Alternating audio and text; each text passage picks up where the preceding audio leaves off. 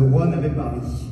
La blague de trop et c'en était terminé du règne d'amuseur public de ce petit homme ratatiné, bossu, difforme, né dans la misère, maltraité par ses parents et le reste de la fratrie, humilié, insulté, frappé par le tout venant et qui, pourtant, parvint à se faire une place au soleil à la cour du roi, auprès de Louis XII d'abord, puis François Ier.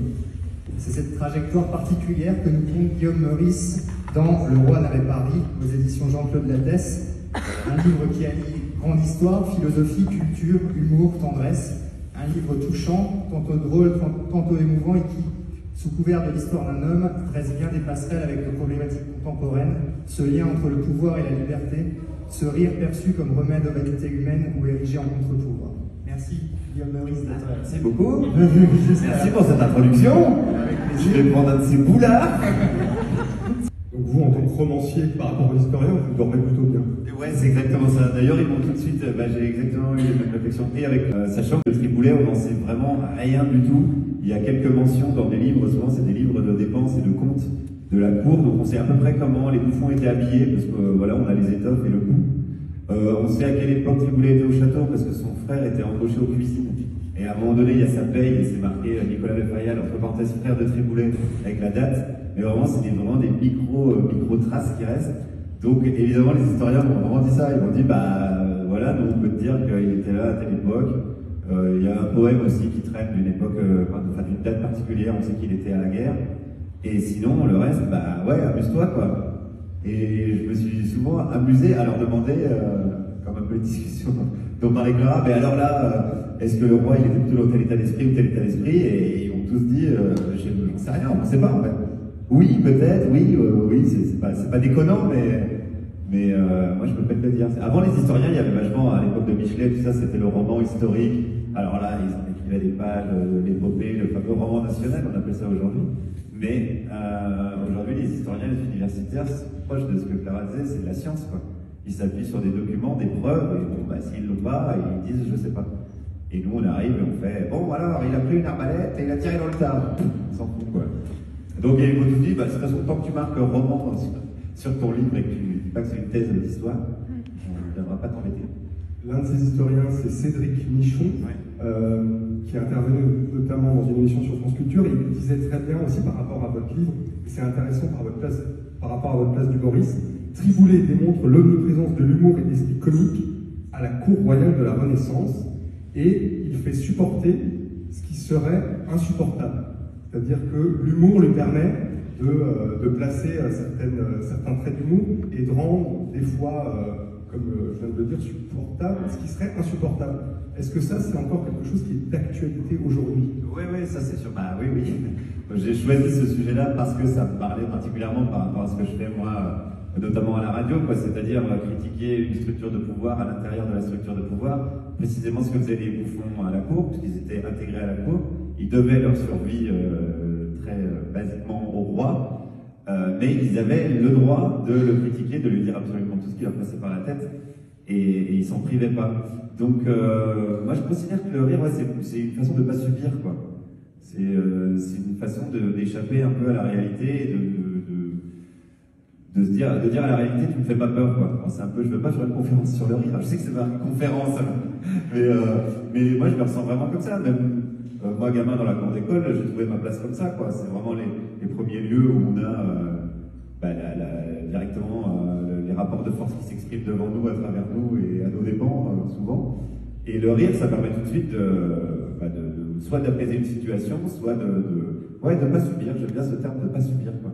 Et c'est ce que je fais encore aujourd'hui, quand j'entends une actu, une phrase de Zemmour ou autre, au lieu d'aller mettre un coup de poing contre un mur, je fais une blague, quoi.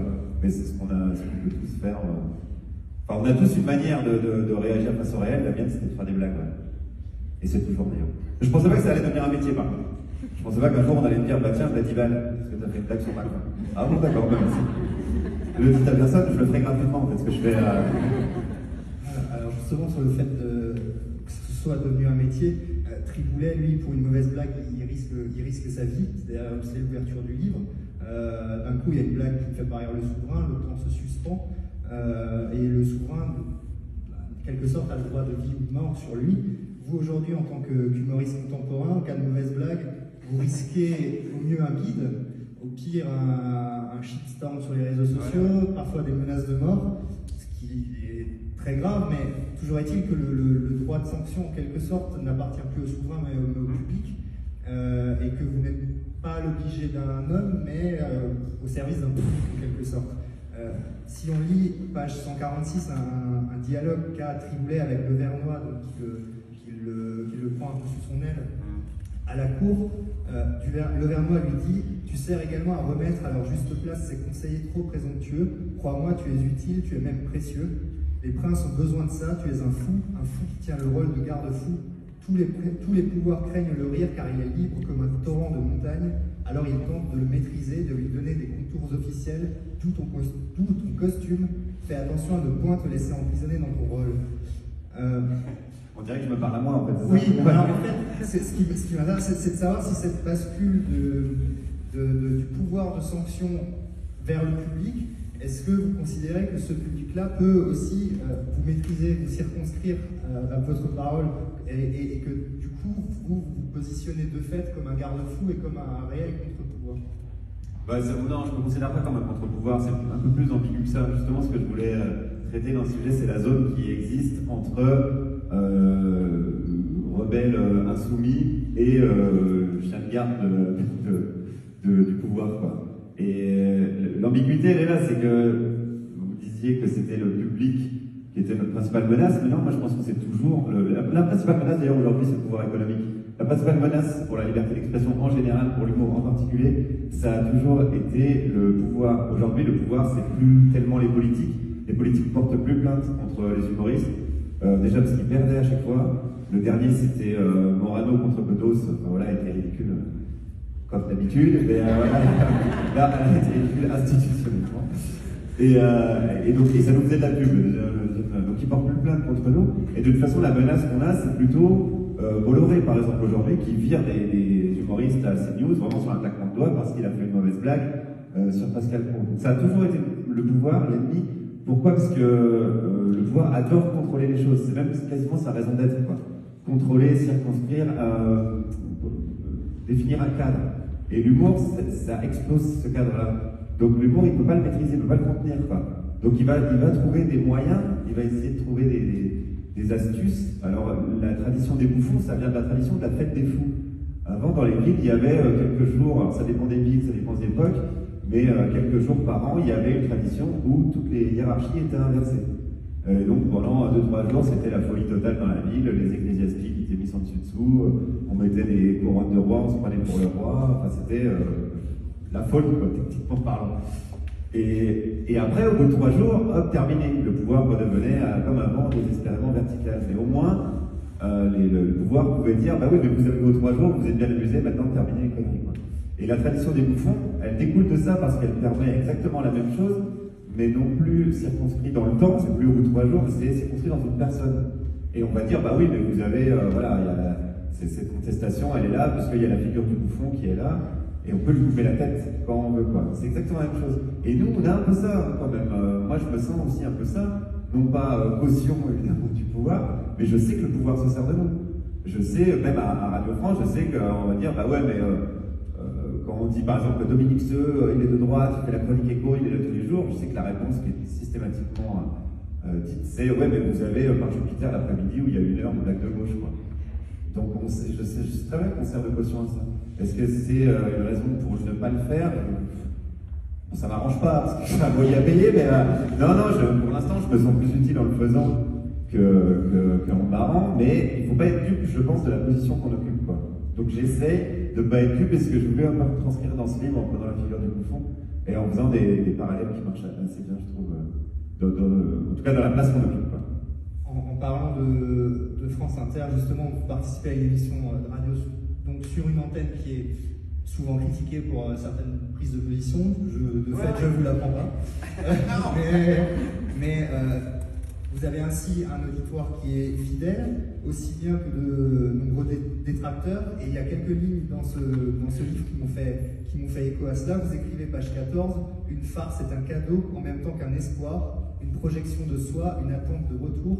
Elle cherche le rire autant que la considération et ne tolère pas l'indifférence. » Est-ce que dans l'idée de considération que vous évoquez, il y a aussi bien le fait de faire rire que celui d'irriter, d'agacer, d'énerver, pourvu qu'on parle de soi en bien ou en mal, et qu'on fasse réagir? Est-ce qu'il vaut mieux pour vous faire rire les vôtres, votre auditoire, quitte à énerver beaucoup d'autres, peut-être même une majorité, qu'importe, plutôt que de faire un pic dans l'indifférence générale?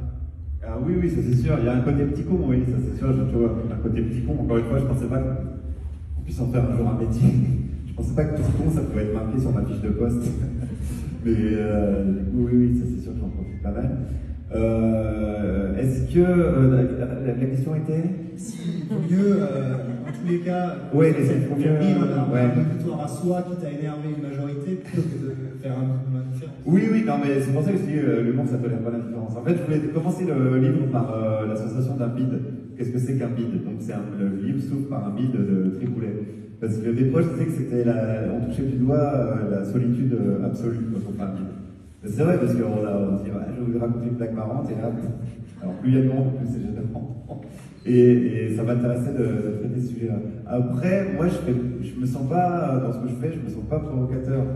Moi, je fais pas des choses par rapport aux gens qui m'écoutent non plus. Moi, je fais des choses par rapport à moi. En fait, je fais des choses qui me font marrer moi, et je les partage. J'ai pas la démarche de dire, tiens, qu'est-ce qui va faire marrer un tel, ou qu'est-ce qui va irriter un tel. Parce que c'est une question d'orgueil, mais j'essaie de pas me positionner par rapport aux autres, quoi. J'essaie d'être au plus proche de ce que moi je ressens, et après je dis, bon ben voilà ça, voilà ce que je sors de cette information, voilà comment je vais traiter avec des blagounettes. Et il y en a qui aiment bien, il y en a qui n'aiment pas. Et donc j'ai la chance de faire beaucoup de chroniques, j'en fais 4 par semaine. Et il y a toujours des gens, quel que soit le sujet que je traite, souvent la politique par exemple, on va me dire, ah ben non, aujourd'hui c'était nul, si j'ai fait une blague sur Mélenchon par exemple, et le lendemain je fais une blague sur Macron, et la même personne va me dire, putain, tu t'es amélioré, c'est bien. Donc moi ça c'est vraiment un énorme classique d'un humoriste satirique. Mais en tout cas, je ne me positionne pas par rapport aux autres, c'est toujours par rapport à moi. Ce qui me frappe dans vos deux romans, Le Roi n'avait Paris et le dernier Cosmé, c'est qu'il y a cette idée d'héritage, mais aussi de transmettre. Dans Cosmé, on avait tout cet héritage rimbaudien avec comment est-ce qu'il est possible de décoder le poème voyelle, et avec Le Roi n'avait Paris, avec cette figure du bouffon, il y a un certain nombre de personnalités littéraires qui sont convoquées, dont la première, c'est Victor Hugo. On va écouter un court extrait du Roi s'amuse par les comédiens de la Comédie Française. La force aussi de votre roman dans Le Roi n'avait Paris, ce sont les dialogues. Il y a un héritage comme ça extrêmement théâtral. J'écris comme Victor Hugo, vous pouvez dire. Pratiquement. Ça sera à mettre dans la Pléiade, dans l'annexe. Est-ce que la forme du roman s'est tout de suite imposée, ou est-ce qu'à un moment donné, il y a eu une tentation théâtrale dans ce personnage du bouffon? Non, mais moi, ce que je préfère écrire, c'est les dialogues. En fait, à chaque fois que j'avais un dialogue avec Triboulet, je me suis toujours posé la question de qu'est-ce que moi j'aurais répondu. Donc ça, c'était vraiment le plus marrant à faire. Et le plus pénible, c'est pour moi, c'était les descriptions, les ambiances, et les choses qui m'amusent le moins. Mais bon, il faut le faire pour placer, il faut bien placer un décor pour savoir où ça se passe et pourquoi ça se passe. Mais après, ouais, les dialogues, je me suis vraiment beaucoup amusé, quoi. Donc ouais, ça s'est venu assez naturellement. Et la pièce de Hugo, c'est une pièce que vous aviez lue avant, et que vous avez redécouvert à l'occasion de l'écriture du roman. Non, je l'avais vu même mise en scène avec Denis Lavant dans le rôle de Triboulet, et ça a un peu d'intérêt historique, puisque vraiment Victor Hugo là c'est encore pire que moi, là. Il invente des trucs. Je crois que ça se passe au Louvre, alors que Triboulet, le Louvre était encore en train d'être construit, la cour était itinérante, donc il n'était pas du tout à Paris. Donc il a pris vraiment beaucoup de liberté. Triboulet a une fille, c'est même l'intrigue de la pièce. Donc non, ça n'a pas eu beaucoup d'influence sur, sauf, c'est un peu sur mon livre, sauf le titre, qui a un petit clin d'œil, parce que la pièce de Victor Hugo s'appelle Le Roi s'amuse, et moi j'ai titré Le Roi n'avait Paris. C'est le petit clin d'œil, la petite référence qu'il y a, mais sinon non, ça m'a pas énormément aidé dans la construction de ce que j'ai fait moi. Il y a un autre livre qui est très important, je vais citer. Tu en auras besoin, sa main tremblante me tendait un livre. Sois prudent, me recommanda-t-il. Son regard était vide, ses cheveux longs caressaient le sol. La vraie prudence consiste, puisque nous sommes hommes, à ne point vouloir être plus sages que notre nature ne le permet. Il faut ou supporter de bonne grâce les folies de la multitude, ou se laisser entraîner avec elle par le torrent des erreurs. Le vieux se retourna sans un geste d'adieu, ses articulations craquèrent. Je restais là à le regarder, remonter la rue, vacillant au gré des courants d'air. Je baissais les yeux sur la reliure, Érasme, éloge de la folie. Pour comprendre les hommes, le Vernois m'avait donné les clés, ce vieillard venait de m'offrir la porte. Est-ce que vous pensez qu'un livre, quand on rencontre comme ça un livre, c'est déjà une possibilité d'ouvrir une porte et de mieux comprendre la réalité? Et est-ce que Éloge de la folie a été ce livre-là, parmi d'autres? Pour moi ou pour mon personnage principal? Pour votre personnage principal, mais aussi pour vous. Oui, pour le personnage, oui, parce qu'évidemment, ça traite de la folie. C'est un livre qui est contemporain de l'époque de Triboulet. Et c'est un livre vraiment très moderne, quoi. En fait, c'est un petit bouquin, c'est pas très épais, quoi, où Erasme personnifie la folie. Et il parle en tant que folie. Il dit je suis partout, dans tous les aspects de la vie. Et il parle de pas mal de choses qui font écho d'ailleurs à notre époque. Il parle de la folie de la chasse, par exemple. Une petite actualité en ce moment sur la chasse. Et il parle de la folie de la guerre, évidemment, la folie des inégalités. Donc c'est assez moderne. Et il traite ça donc sous cet angle-là, sous cet angle de la folie. Parce que Triboulet ne comprend pas pourquoi on l'appelle un fou, alors qu'il voit des gens qui se massacrent à coups de hache, il voit des gens qui vont dans la forêt traquer une bête pendant 3 heures pour la faire bouffer par des chiens. Enfin, tout autour de lui est absolument fou, et c'est lui qu'on appelle le fou. Et finalement, au fur et à mesure du roman, il devient le plus sage de l'histoire, en fait. Et tout autour de lui n'est que folie. Et ce livre-là, Erasme, Éloge à la folie, raconte ça aussi, raconte un autre point de vue. En fait, il retourne complètement la perspective, quoi. On a l'habitude de vivre et de se dire la normalité c'est ça, et lui il se dit mais non, mais en fait ça c'est de la folie en fait. Et donc ça m'a aidé dans le livre pour écrire. Alors on va entendre un des spécialistes d'Erasme nous parler du rapport d'Erasme aussi à la religion. Qu'est-ce que ça veut dire aussi sur le fait qu'on soit ou non capable de s'aimer soi-même? L'humour aussi, c'est ce retour à la vie et l'idée, d'abord et avant tout, tu l'avais dit avant, ça commence dans la cour de récré, mais c'est une manière de dire je m'aime déjà moi-même pour faire face aux autres, et ce retour aussi du vivant en lien avec les religions. Oui, en fait l'humour c'est du réel, c'est pour ça que les religions détestent l'humour, parce que l'humour ça désacralise. Et c'est pour ça aussi que le pouvoir le déteste, parce que ça fait descendre des piédestals les statues et les gens qui se considèrent importants. En fait, ça enlève les masques du monde, quoi. C'est vraiment l'équivalent du Père Noël qui arrive, qui dit bonjour, je suis le Père Noël, et l'humour, ça tire la barbe du Père Noël, quoi. Bah non, en fait, t'es Jean-Claude, t'es mon voisin, quoi. Et c'est pour ça que l'humour déteste ça, parce que l'humour est forcément bâti sur le sacré, sur toutes ces choses-là, le mysticisme, etc. Et l'humour, c'est vraiment j'allais dire, c'est l'antidote, en fait, au poison qui est la religion. Bam, on dénonce. Et pareil, Triboulet, dans le roman, se demande comment on peut faire un prêche sur Saint-François d'Assise à 11h du mat et après retourner en carrosse avec des dorures dans son palais. Enfin, le Vatican, quand même, un sommet d'hypocrisie. Si on le regarde pas avec les yeux de l'humour, on fout une bombe dessus, quoi. Donc voilà, la folie, elle est dedans aussi, évidemment, elle est dans la religion. Encore un petit mot sur l'éloge de la folie. Erasme, dedans, écrit « Les plus grands rois prisent les fous plus que les sages austères, qu'ils ont l'habitude d'entretenir par ostentation.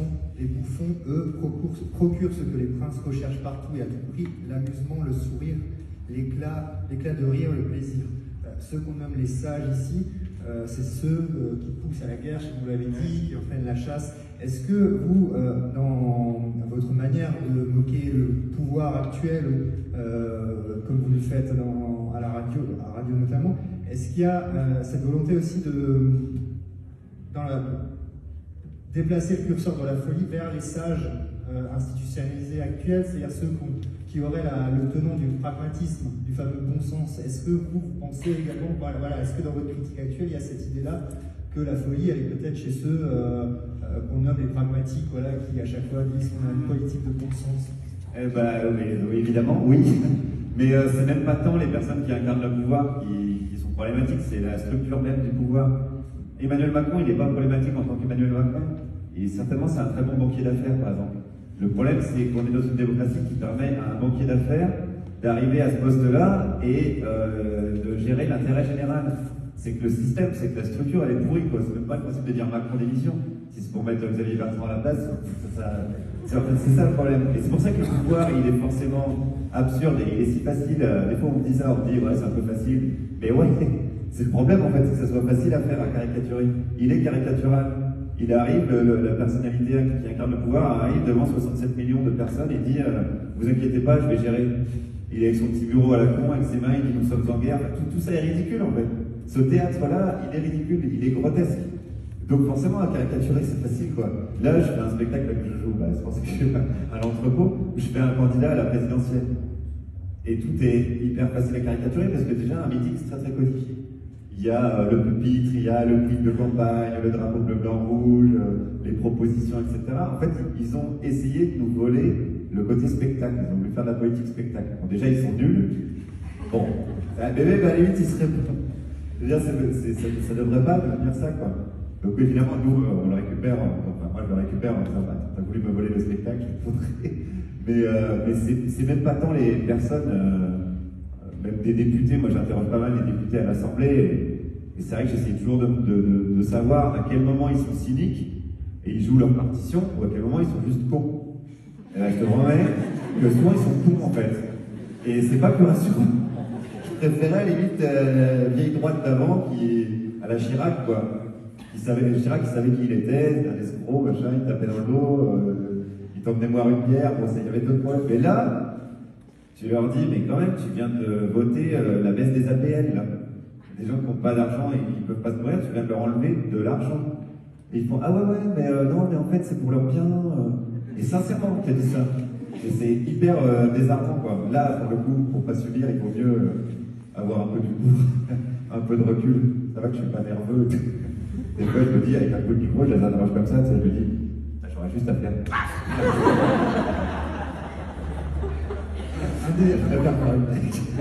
Un des aspects centraux du livre, c'est la difformité de Triboulet. Donc d'aucuns diraient sa laideur, mais justement, plus que son physique en tant que tel, c'est le regard que porte la société sur celui-ci que vous semblez interroger.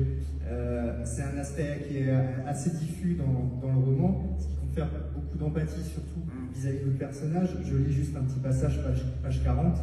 Je me savais vilain, je me savais à part, mais je ne comprenais pas le rejet. Qu'est-ce que la beauté, la norme, la symétrie, la régularité, les proportions de la cathédrale Saint-Louis? C'est précisément ce que moi je voulais. Trop attendu, trop millimétré, conçu pour plaire aux puissants. Regardez, monsieur, comme j'ai bien respecté toutes les règles. Vous êtes content, hein? L'art ne devrait pas tolérer la perfection. J'aimais le presque, le loupé, le dommage.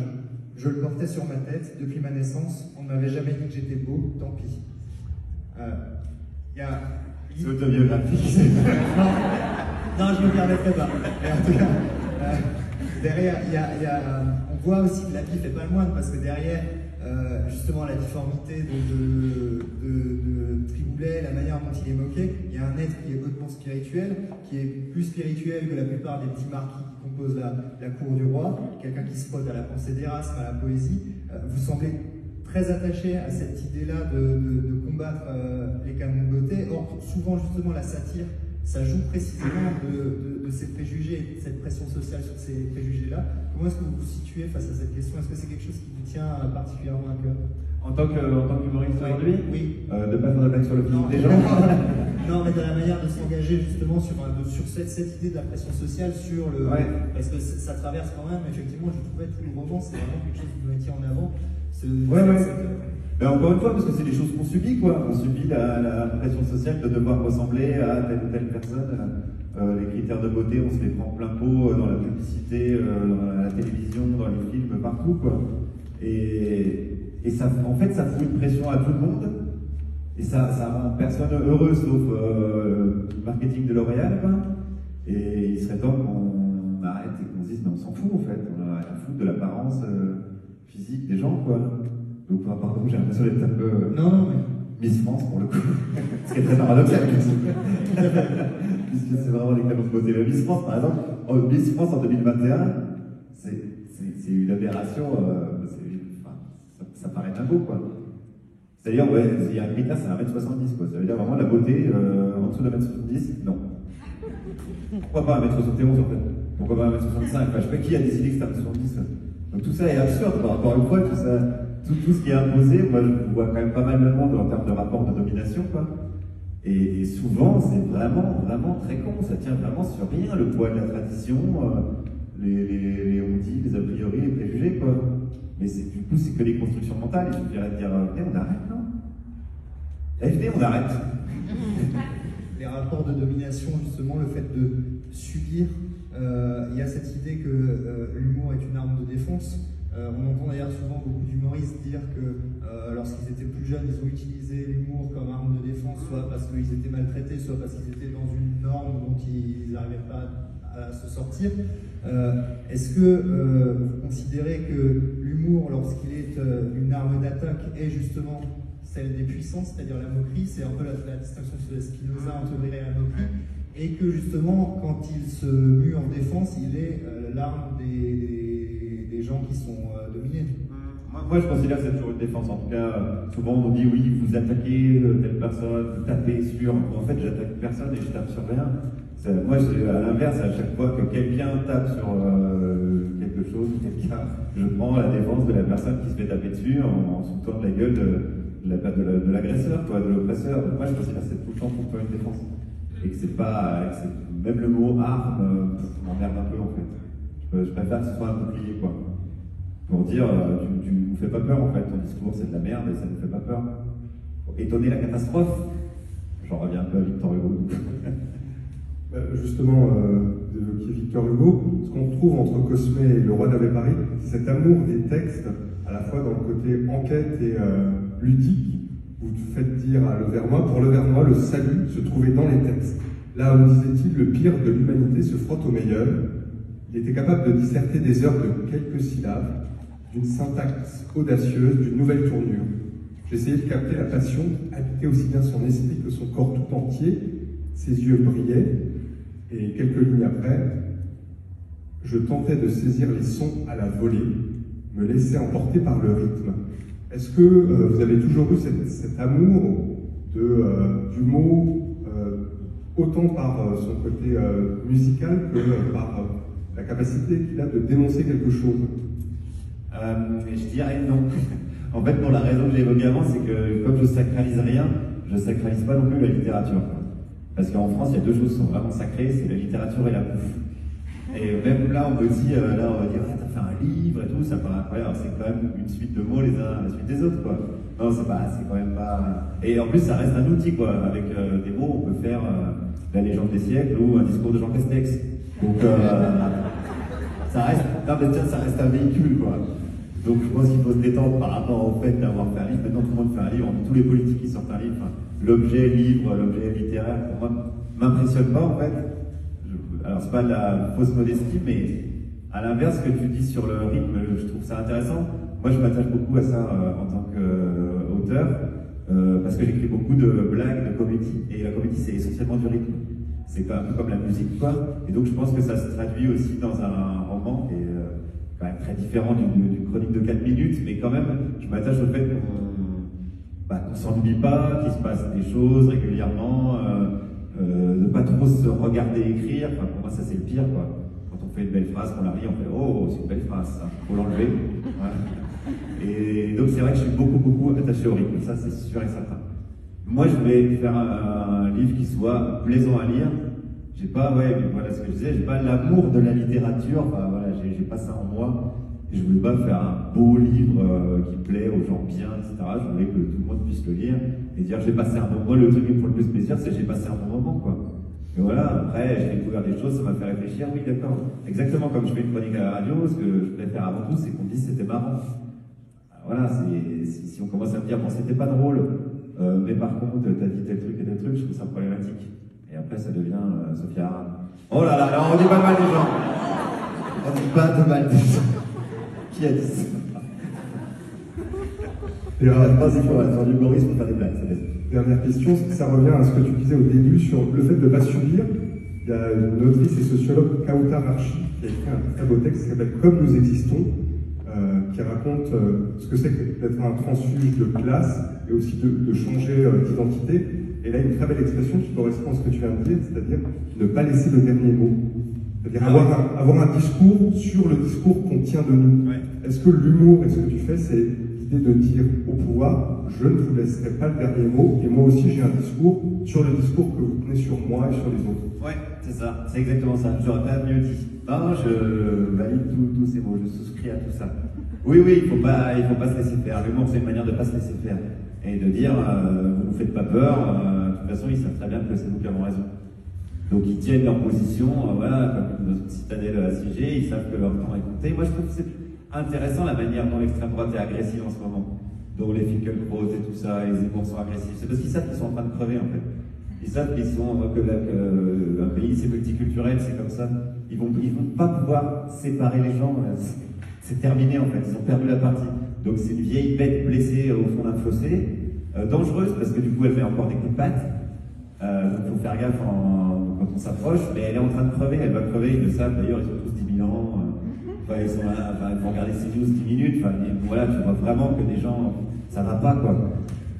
C'est on dirait un EHPAD d'anciens Algérie française. C'était quand même mieux avant. Ils racontent toujours les mêmes trucs. Enfin, même eux, ils doivent se fatiguer, quoi. D'ailleurs, il y a, dans les critiques qu'ils nous font, je sens quand même pas mal de jalousie. Par exemple, Elisabeth Lévy qui dit H24 des saloperies sur nous, je sais qu'elle aimerait bien être avec nous à déconner en enregistrement, en fait.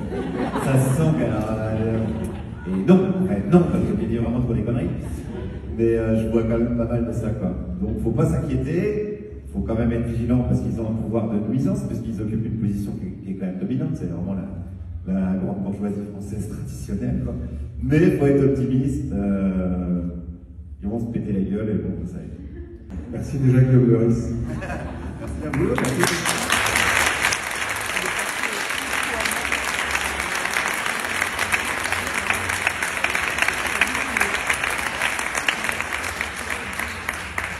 Que le public de gauche n'aille faire des dédicaces.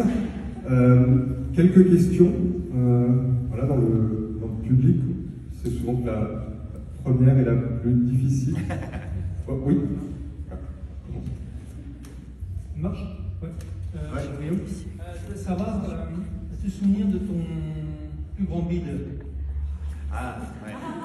Bon, il y en a eu plusieurs. Non, le plus grand, je crois que c'est vraiment assez véridique. La première partie de Tex. Vous voyez qui c'est, Tex? Alors, j'étais, je venais de commencer, quoi, et j'avais gagné un festival, c'était dans le sud-est, à côté d'Avignon. Et le premier prix, c'était de faire la première partie de la vedette de l'année d'après, quoi. Et c'était Tex. Et à l'époque, c'était mon premier spectacle. Je faisais un sketch déguisé en Marianne, la République, où je parlais des sans-papiers. Et je faisais la mort aussi. Donc j'arrivais, j'avais une grande cape noire avec une faux et tout, et je parlais des marchands d'armes, etc., etc. Devant, je sais pas, il y avait 400-500 personnes, quoi. Il y avait vraiment du monde. Et vraiment, 20 minutes, et l'enfer. Vraiment, Bon, après, au bout d'un moment, en fait, au bout de 5 minutes, quand t'as pigé que de toute façon, t'avais encore 15 minutes et que ça allait être comme ça, même intérieurement, tu dis, bon, c'est une répète, quoi, tu vois, Mais je suis sorti de là et tu vois, j'avais l'orgueil que j'ai peut-être encore maintenant, mais en me disant, bah putain, c'est vraiment un public de merde, quoi. Vraiment, Tex, il va en chier, quoi. Et Tex, il arrive sur scène, bam, les gens debout et tout. Il faisait des blagues, je me souviens des blagues, il disait, c'est pas laisser les gondoles à Venise, c'est laisser les guibolles à Venise. Les gens morts de rire, fallait rouler, quoi. Et donc là, je me suis dit, bon, ok, c'est juste que, voilà, on n'a pas le même public, quoi, voilà, et c'est pas grave, en vrai. Mais ouais, celui-là, je m'en souviens, tu vois. Le plus gros beat, je pense que c'est ça. Il y avait, oui, une autre question, là. Bonjour. Bonjour. Pourquoi Pablo Mira a-t-il quitté France Inter? Pour l'amour de l'argent. Pablo Mira est quelqu'un qui aime énormément l'argent, c'est pas son seul défaut, hein, évidemment. Il est réactionnaire, antisémite, misogyne, enfin ça vous savez déjà. C'est quelqu'un déjà qui correspond à un critère de beauté particulier, hein, qui a une sorte d'esthétique hispanique, quoi. C'est vraiment un croisement entre Pascal Pro et un morceau de chorizo. Et il se trouvait pas assez payé. Il était content parce que c'était l'argent du contribuable, mais il voulait travailler pour Bouygues, pour des gens charmants, RTL, etc. Donc il est parti. Et j'ai essayé de le retenir. Ça n'a pas marché. Autre question, oui. Bonjour. Avez-vous conscience, Guillaume, que votre livre est vraiment moins drôle que celui de Pablo Mira? Je ne sais pas de qui vous parlez. Pablo Mira, mais c'est le même. Ah, d'accord. Alors, est-ce que vous avez lu le dernier livre de Pablo Mira là? Est-ce que c'est pas un scandale ça? C'est-à-dire que le mec, il a quand même fait un livre avec ses chutes. Je sais comment il fonctionne, c'est un pote, hein, donc je sais qu'il a des calepins avec des chutes de blagues qu'il n'utilise pas parce que c'est trop nul. Et comme il aime l'argent, Il a dit, je vais les mettre dans un bouquin, et c'est, je sais pas quoi, 150 propositions, je sais plus comment il a appelé ça. Oui, il a appelé ça, pourquoi vous faisiez ça? Et on a envie de lui dire, à propos de son livre, pourquoi tu fais ça, en fait? Voilà, donc c'est vraiment scandaleux. Il en sort un autre, là, en février, je crois, qui est complètement copié sur mon spectacle, puisqu'il fait comme s'il se présentait à la présidentielle. Manque de vol pour lui, 15 jours avant, il y a le livre de Pierre-Emmanuel Barré qui sort, avec exactement la même chose. Donc, voilà. Là, ça va être compliqué pour pas venir. Dans la vie, hein, déjà, c'est compliqué, la vie n'a pas gagné. Nouvelle question. Mira, c'est avec la mienne. Vraiment des femmes de pas de bien. Parce que moi, j'avais demandé à ce qu'on les filtre au départ. J'ai vraiment aucune personne. Mais pas des questions sur, je sais pas, Alex Vizorek, par exemple. Moi, j'aime bien dire du mal en général, pas que sur Pablo, le coup. Pablo. Non, mais là, j'étais pas son livre, sans déconner. Non, ne faites vraiment pas ça. Je crois qu'il prépare un truc, il écrit de la poésie. Ouais, il va nous faire une Élysée Moon, là, je le sens bien. Nouvelle question. Non, je pense qu'on peut s'arrêter là. Sinon, moi, je voulais savoir si vous avez le téléphone de 06 de Pablo Mira. Alors, je vais vous donner le 06 de Pablo Mira. Alors, vous prenez tous vos téléphones. Alors, Mira, Pablo. 06.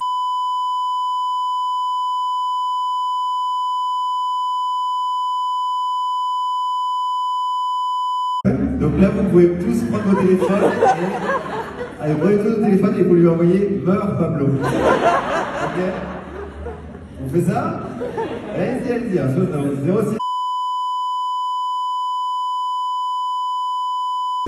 Attends, on va là, s'il reçoit déjà 60 messages avec marqué « Meurs Pablo », je pense que ça va rien faire, on la verra là. Ok, c'est bon, vous le faites, hein? Très bien. Meurs avec un et ça fait énorme. Oui, bien sûr, je devrais et comment? Je vais en faire des tracts, même. Je devrais le connaître par cœur. 06.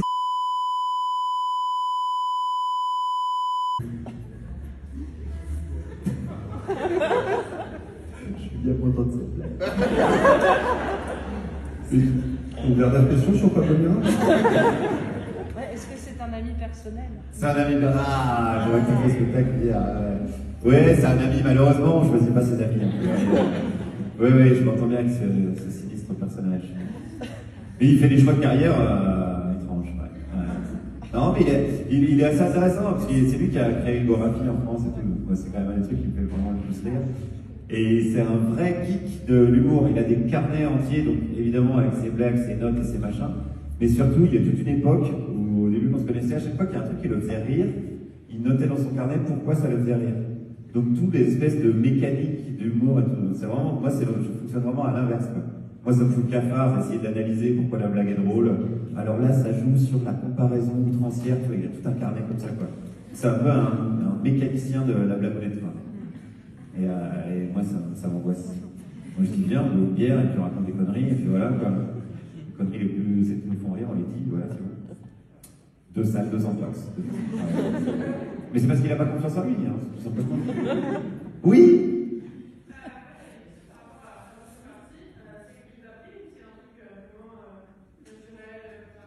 J'ai un CAP. CAP réparti. Non, je sais pas, ça va venir de l'enfance. J'ai grandi, mes parents avaient une maison de la presse, et j'étais tout le temps, je traînais toujours dans le magasin, et mes parents adorent discuter, surtout mon père, il adore discuter politique. Et tout le village, c'était un petit village en Franche-Comté, tout le village venait discuter politique, ça débattait pendant des heures dans le magasin, et forcément je traînais là, donc je me prenais des fions, donc il fallait répondre. Je pense que ça vient un peu de là, de l'école aussi, pas mal. Comme j'ai un rapport à l'autorité un peu conflictuel, c'est vrai qu'à l'école, je me suis pas mal amusé à charrier les profs, à répondre, etc., quoi. Donc ouais, je me suis pas mal entraîné. C'est ma formation, c'était plutôt ça. Mais non, après, moi, en vrai, je trouve que j'en ai pas tant que ça de la répartie. Je me dis qu'à chaque fois que je réécoute les sons après avoir enregistré les gens dans la rue, par exemple pour mes chroniques, à chaque fois je me dis merde, j'aurais dû répondre ça, c'est ça qu'il fallait dire et pas ça. Souvent j'en ai parce que j'anticipe ce que les gens vont me répondre. comme je sais qu'ils vont me répondre les conneries qui ont été dites à la télé 5 minutes avant, bah, j'ai souvent la question d'après, quoi, ce qui peut passer pour de la répartie. Mais face aux trucs les plus inattendus, j'en ai pas, quoi. Je me souviens à Levallois, il y avait une nana qui était à la permanence de Balkany. Il y avait toute la polémique avec Grainderie. C'était un domestique qu'ils avaient asiatique, ils l'appelaient Grainderie. Et ils trouvaient ça pas raciste, en fait, tant que ça allait pour eux, quoi. Et la nana de la permanence, elle dit non, mais Grainderie, on le connaît depuis longtemps, c'est un village people. Au lieu de good people. Et ben, j'ai pas eu de répartie du tout, hein. Premier réflexe, j'ai regardé si mon truc, il enregistrait bien, tu vois, je me dis, après, je me dis, mais les gens ne vont jamais croire qu'elle a dit ça, quoi. Et donc, je l'ai fait répéter, j'ai dit, quoi? Et elle m'a répété que les people. Alors que mon truc à dire, si j'avais eu la répartie, ça aurait été, est-ce que c'est plutôt l'Indien, ou est-ce que c'est plutôt le chef de chantier, tu vois. Ça aurait été marrant. Et ben, je l'ai pas eu, tu vois, il y a plein de trucs comme ça. À chaque fois que je suis dans un truc inattendu, bah, non, je suis comme tout le monde, je suis un peu stupéfait par ce que j'entends. Voilà. J'aurais deux questions, s'il vous plaît. La première, c'est par rapport à Terre. Ça fait maintenant 10 ans que vous faites des chroniques de cette station. Ouais, c'est trop. Donc j'arrive. Non, bah oui, c'est pas la question. La question, c'est que nous, c'est des vraies chroniques. C'est-à-dire que vous étiez tout seul à dire votre point de vue sous couvert de blagues. Entre depuis, vous êtes passé à l'interview, et quand on voit, qu'est-ce qui a fait la bascule et comment vous êtes arrivé à cette formule-là? La seconde question, c'est par rapport au spectacle actuel. Pourquoi faire juste un spectacle et pas avoir poussé le bouchon jusqu'à faire comme Coluche et se présenter officiellement? Alors, première réponse à la première question, c'est Alex Vizorek qui a eu l'idée. Parce qu'il sait que, en fait, pour la promo d'un des précédents spectacles, je faisais des caméras cachées dans la rue. Justement, quand je faisais La Mort et Marianne et tout, j'avais fait Marianne à un meeting de Sarkozy, par exemple. J'étais arrivé avec une pancarte, j'ai mal au cul. Et donc, je m'amusais à filmer ça, à mettre sur internet pour faire la promo pour mon spectacle. Donc, Alex, il savait qu'on se connaît depuis longtemps avec Alex Vizorek, et il savait que j'aimais bien, j'étais taquin, quoi. Et c'est lui qui a eu l'idée, qui m'a dit, mais t'irais pas, genre, tu prends un sujet de société, et tu vadrouilles avec un micro, t'interroges les gens, et tu nous ramènes du son. J'étais même pas censé être dans l'émission à la base, j'étais juste censé leur filer du son de la rue et pas être là, quoi. Et puis ça s'est trouvé comme ça, on a trouvé que la formule marchait bien si j'étais autour de la table et que je pouvais commenter justement ce que j'avais entendu, quoi. Donc l'idée vient d'Alex, ouais. Et la deuxième question, pourquoi je pousse pas le... Je dis pas que je le ferai jamais. Je fais pas de moto, donc ça va, je crains moins que Coluche. Non, c'est juste que chez toi, faire de la politique, j'ai l'impression d'être plus utile en faisant ce que je fais là que comment j'aurais pu me présenter. Là, ça sert à rien, tu vois. Il faut un parti, il faut des pognons. C'est un boulot à plein temps, quoi. Il faut des soutiens, il faut des machins. Si tu le fais, il faut le faire à fond, quoi. Donc là, j'avais plutôt envie de m'amuser. Ou alors, il faut se foutre dans un parti politique, quoi. Moi, ils me foutent un peu tous le cafard, les partis politiques. Donc non, j'ai trouvé là pour l'instant le moins mauvais moyen que j'ai trouvé, c'est de faire ce que je fais, quoi. Mais je crois pas mal plutôt moi à la politique au niveau local. Je voudrais bien faire un docu un jour, si je fais un documentaire sur la politique à l'échelon local, quoi. C'est-à-dire dans un petit village ou même un moyen, je sais pas, 1500. Moi j'ai grandi dans un village de 1500 habitants par exemple.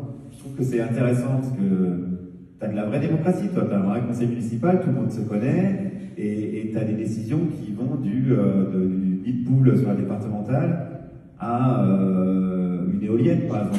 Donc t'as des sujets vraiment locaux, et les gens discutent. Il y a souvent plus de consensus, et tu retrouves quand même aussi un peu la perversion du pouvoir avec des petits alliances, avec le Trafalgar et tout. Je trouve ça intéressant. Voilà, ça répond pas trop à ta question, mais c'est ma réponse. Putain, je suis déjà prêt pour la politique, ça y est, vraiment.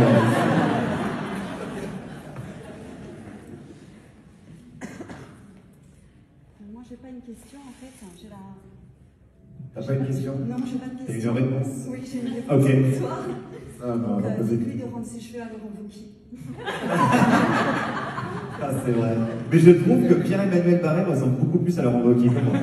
Putain, vous regardez les photos, je sais pas qui copie qui, mais ouais, c'est impressionnant. Mais ouais, je sais, ouais, c'est le côté sagesse. Blanc. Pas de physique, on a dit, enfin. Une dernière question, je crois, au fond. Ouais, tout au fond là-bas. Et juste pour préciser, avant de passer à la dernière question de la séance de dédicace, on a reçu Pablo Mira mercredi. Oui, je sais. Ah oui, je suis au courant, il m'a envoyé des photos, des vidéos et tout. D'où les questions. Oui, j'ai compris que c'était une attaque ad hominem, concertée, ouais, c'est organisé tout ça. Ça me fait penser aux djihadistes, hein, c'est vraiment la même méthode, hein, c'est le même mode de place. C'est une petite question plus positive pour finir en beauté. La dernière fois qu'on s'est vu, on avait déconné sur notre passion commune pour les clips politiques. Ah oui. Bongo et les Oscars. Ouais. Tout ce genre de trucs. Donc je voulais savoir quel était ton dernier coup de cœur depuis les clips des Brigandes. Ah ouais, les Brigandes, c'est fantastique, ouais. Bah, le mien, il faut venir voir mon spectacle, il commence par un vrai clip politique, un vrai clip de campagne. Ouais, non, mais là c'est nul, t'es vraiment trop prêt pour la politique. Mais là, il n'y en a pas eu encore pendant la campagne, là, ils sont pas encore lâchés. Non, mon préféré, c'est celui de Bruno Maigret. Ça, il faut absolument le voir, parce qu'il est sur le... Si vous tapez Bruno Maigret, clip de campagne, il doit être sur l'INA ou il doit traîner. Il avait fait un clip, c'était du rail. On entendait dans une chélifique des films. On entendait du rail, moi c'était Faudet, non même pas, c'était vraiment pur rail. Et on voyait une main saisir une télécommande, couper et mettre de la musique classique. Et la caméra, elle remontait comme ça sur le mec, et c'était Bruno Maigret qui faisait comme ça. Franchement, allez-y, ça c'est de l'art pur et dur, quoi. C'est vraiment de l'art contemporain. Mais voilà, là où on dit la caricature, elle est dans la réalité, quoi. Ça, c'est impossible de faire. C'est dur en tant qu'humoriste. Ouais, c'est ça, c'est vraiment les guignols. C'est dur de faire. C'est les humoristes américains, quand il y a eu Trump, qui se sont trouvés dans la même situation, quoi. Ils se sont dit, mais le gars a été une bonne caricature, qu'est-ce que tu veux faire de plus que lui, quoi. Donc, ouais. Donc, allez voir, c'est une vieille référence, j'avoue. Mais on attend avec impatience les nouveaux clips. Le clip d'Éric Zemmour, on attend vraiment avec une grande impatience. Je pense que ça va être France Inter. Ça va être une de mes chroniques. Il va prendre les télécommandes. Il va faire ça. Et tu auras un discours de Jean-Marie Le Pen. Il va faire. Eh ben, merci à tous. Merci encore. Merci beaucoup. Merci beaucoup. Et moi, un peu qu'on va. Vous l'avez envoyé maintenant ou pas? Qui a envoyé? Levez la main pour voir qui a envoyé. Oh oui, c'est bien. Déjà, il va se demander ce qui se passe. Salut. Qu'est-ce qu'il a répondu?